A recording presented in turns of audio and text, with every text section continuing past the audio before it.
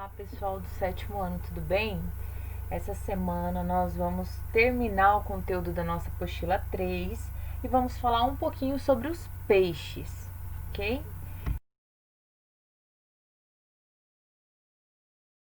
Vamos lá. Bom, semana passada eu falei com vocês um pouquinho sobre as pteridófitas, né? Que são outros tipos de plantas. E também sobre os insetos que possuíam asas. Então, assim, vamos pensar o ambiente terrestre como um ambiente bem complexo, onde nós já tínhamos ali briófitas, nós já tínhamos pteridófitas, insetos, né? E vários outros artrópodes habitando esse ambiente terrestre. E, ao mesmo tempo, se a gente considerar aí evolutivamente falando, os peixes com mandíbula, nós vimos lá quando a gente falou um pouquinho sobre os cordados, lembra? Os peixes com mandíbula estavam ocupando o ambiente aquático. Então, assim, os cordados são os animais que possuem notocorda, e futuramente ela pode virar a coluna vertebral ou não, como o anfioxo que possui a notocorda durante a vida toda dele, né? E aí o crânio e a coluna vertebral apareceram depois, assim como a mandíbula também. Então, nós chamamos de vertebrados os animais que são cordados e craneados e possuem coluna vertebral. Então, aqueles cordados que possuem crânio e coluna vertebral, nós podemos chamar eles de vertebrados. Então, é a foto de um peixe dessa época que eu estou falando para vocês. Bom, o surgimento dessa coluna vertebral e do crânio possibilitaram esses animais terem um tamanho, né, corporal maior. Por quê? Porque as vértebras, né, as costelas e tudo mais, puderam sustentar estruturas e também deram proteção a outras estruturas. Por exemplo, o sistema nervoso, como é o caso do crânio, que a gente sabe que protege uma parte do sistema nervoso, e a coluna vertebral também. Além aí do esqueleto, né, futuramente apareceu, que protegiam as vísceras, os órgãos. Então, evolutivamente falando, isso foi muito importante para esse grupo de animais. Bom, como que ocorreu essa evolução nos peixes? Nós podemos diferenciar aí dois grupos de peixes que nós vamos falar mais para frente, mas essa presença de mandíbula mais a habilidade de natação fizeram com que esses animais se tornassem predadores vorazes do ambiente aquático, tá, pessoal? Então, a gente já sabe que a cadeia alimentar ela é fundamental, seja no ambiente terrestre ou no ambiente aquático. Então, o fato dos peixes serem predadores, isso é algo muito importante, porque eles se alimentam de outros animais, né, ou outros organismos aí. Então, eles podem controlar e equilibrar esse ambiente aquático. A mandíbula deu a eles também uma capacidade de ter uma dieta variada. O que é uma dieta? Aquilo que eles comem. Então, eles puderam se alimentar de várias coisas porque eles têm, né, a mandíbula para triturar e para auxiliar na mastigação. E também a mandíbula pode ser usada como defesa, né, desses animais. Bom, então se a gente colocasse um passo a passo aí na evolução dos peixes, como que aconteceu?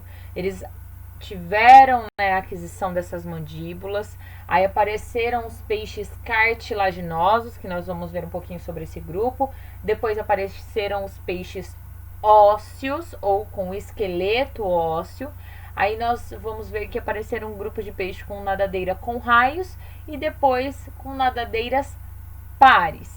Isso foi muito importante. Então, essas etapas evolutivas que aconteceram nesse grupo de animais, aí, os peixes, deu continuidade na evolução dos vertebrados.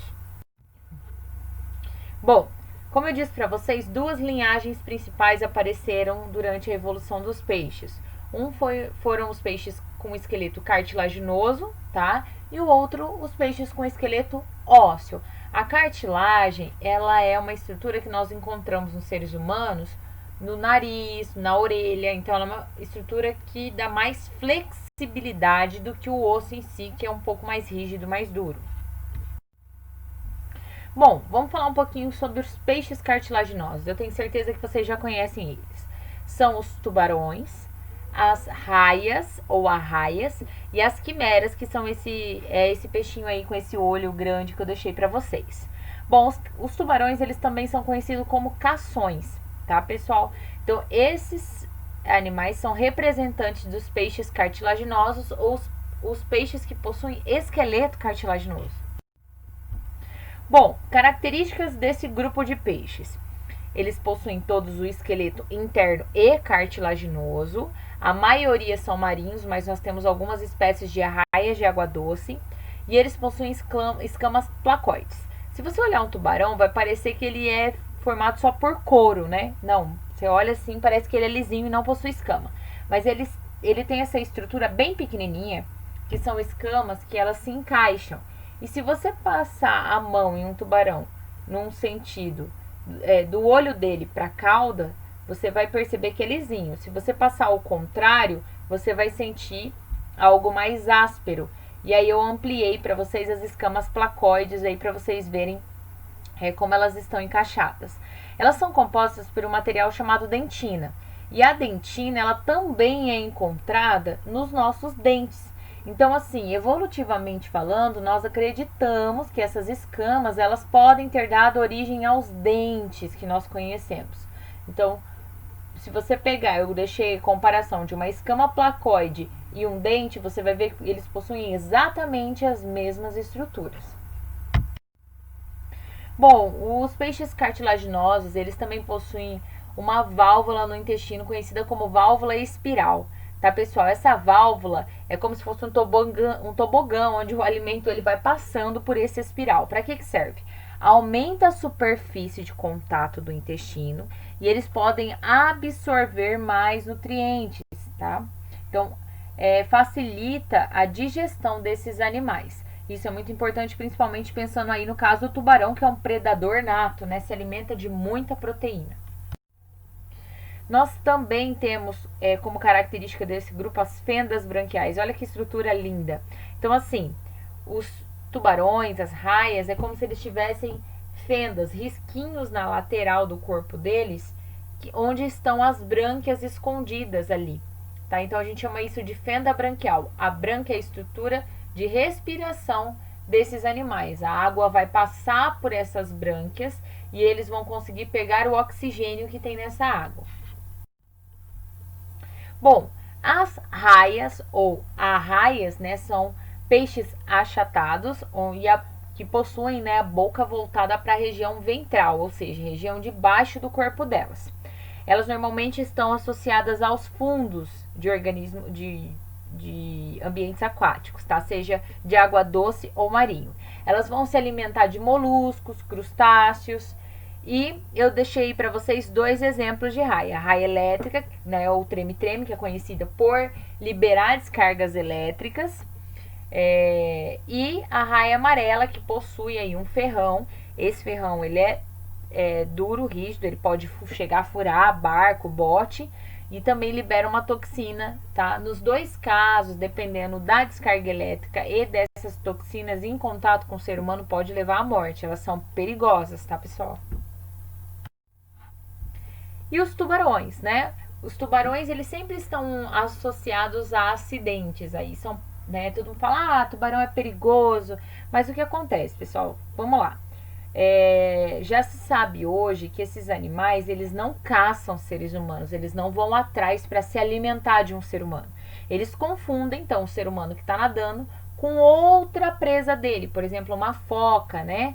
E aí, ele vai e tenta se alimentar, mas quando ele pega ali o ser humano, ele já sente um gosto diferente, vê que não faz parte da dieta dele e solta. Só que muitas vezes esses animais, por serem grandes, né, uma mordida dele pode ser fatal, mesmo que ele não tenha a intenção de matar.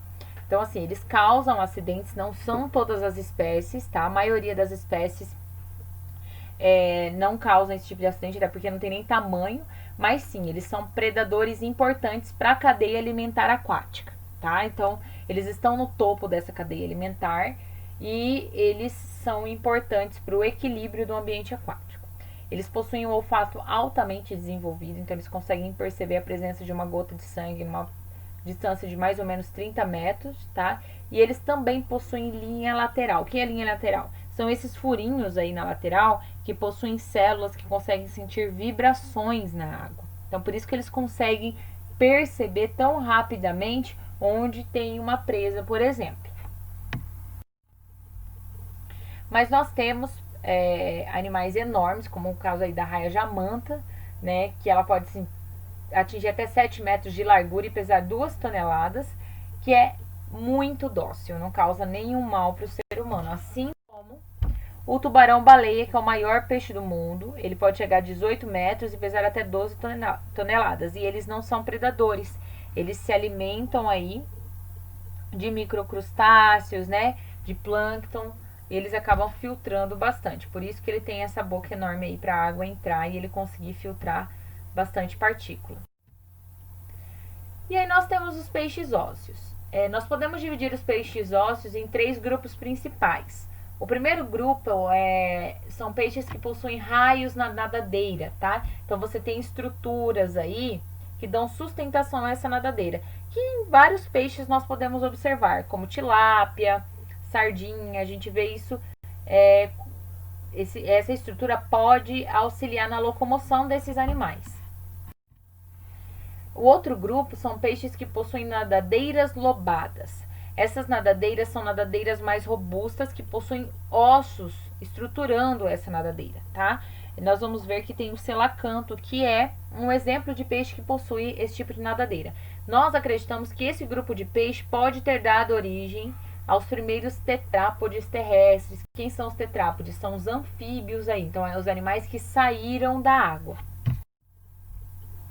E o último grupo são os peixes que possuem pulmão. Então, além da respiração branquial, eles podem fazer respiração pulmonar, como é o caso da piramboia amazônica, que nós vamos ver.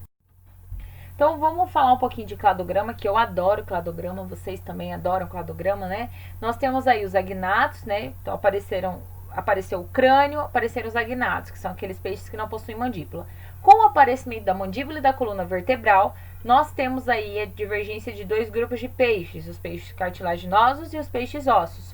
Só que em um grupo de peixes ósseos nós temos o surgimento dos pulmões, nós temos peixes que possuem pulmões. Então os peixes ósseos, eles seriam ele é o grupo, né, de peixes mais próximo aí dos anfíbios. Por quê? Porque os anfíbios possuem pulmões. E também nos peixes ósseos nós temos a presença das nadadeiras lobadas, que poderiam ter dado origem às patas dos anfíbios, tá, pessoal? Então vamos pegar aí um cladograma só dos peixes. Nós temos lá os peixes ósseos com raios nas nadadeiras, e nós vamos ver o surgimento também de uma estrutura chamada bexiga natatória. E depois a nadadeira lobada nos selacantos. Os peixes pulmonados estão ali, ó, bem pertinho dos anfíbios também. Então, a bexiga natatória, o que é? Como se fosse uma bexiga dessas de festa, está associada ao sistema digestório de alguns peixes ósseos, e eles conseguem encher de ar essa bexiga e se deslocar, ou boiar mais, ou afundar, tá? Então, com a presença de ar dentro dessa bexiga, eles conseguem mudar a densidade deles e eles conseguem mudar a posição deles na coluna da água. É algo bem interessante.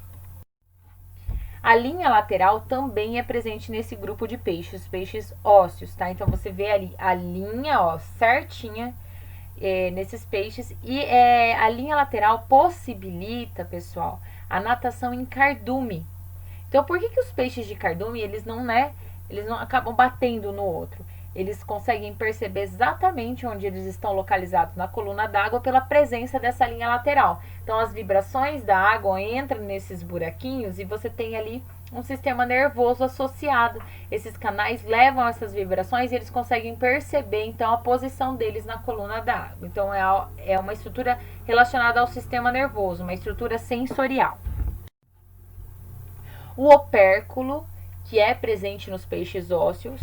Então, eu tenho aí, ó, essa imagem onde está escrito OP, essa estrutura, por onde às vezes o anzol fisga o peixe, tá? Ela é rígida. Lembrando que nos peixes cartilaginosos nós temos as fendas branquiais. Aqui eu vou ter o opérculo, essa estrutura dura, rígida, que vai proteger as brânquias.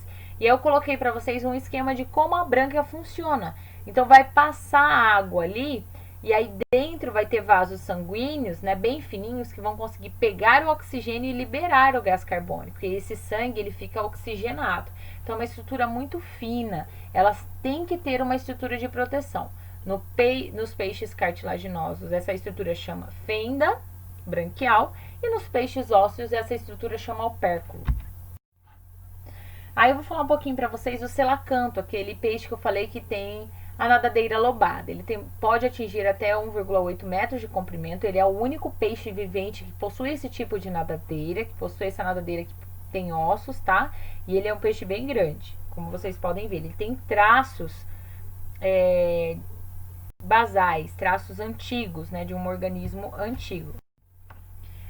E a piramboia amazônica, que é esse peixe aí, que pode chegar a medir até 1,25 metros de comprimento, e é um peixe que possui pulmões. Então, gente, vocês têm que saber isso, tá? Os pulmões e as nadadeiras lobadas foram fundamentais, apareceram aí no grupo dos peixes ósseos e são novidades evolutivas fundamentais para o aparecimento de outros organismos, como é o caso dos anfíbios, que nós vamos ver semana que vem, a aula mais esperada do ano.